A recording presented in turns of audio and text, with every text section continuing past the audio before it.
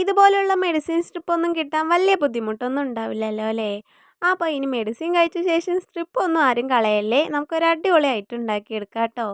അപ്പോൾ ആദ്യം തന്നെ ചുളിവുകളൊക്കെ ഇതുപോലെ ഒന്ന് നിവർത്തിയെടുക്കുന്നുണ്ട്.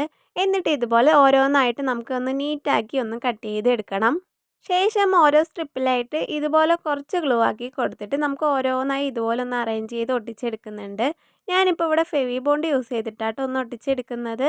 അപ്പോൾ ഈ ഒരു രീതിയിൽ മുഴുവനായി ഒന്ന് ഒട്ടിച്ചെടുക്കുന്നുണ്ട്. അപ്പോൾ നമുക്കൊരു ഫ്ലവർ പോലെ ആയി കിട്ടും. ഇനി ഒരു ഗ്രീൻ കളർ പേപ്പർ ഒന്ന് കട്ട് ചെയ്തിട്ട് ഇതുപോലെ ഒരു സ്റ്റെം ഉണ്ടാക്കിയെടുക്കുന്നുണ്ട്.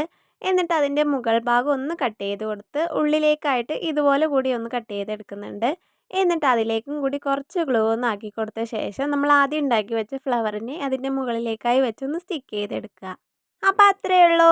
അപ്പോൾ ഈ ഒരു ഐഡിയ നിങ്ങൾക്ക് ഇഷ്ടമായോ ഇല്ലേ എന്നുള്ളതൊക്കെ ഒന്ന് കമൻറ്റ് ചെയ്യണേ. അപ്പോൾ നമ്മുടെ ചാനലൊന്ന് സബ്സ്ക്രൈബ് ചെയ്ത് സപ്പോർട്ട് ചെയ്യാൻ മറക്കല്ലേ.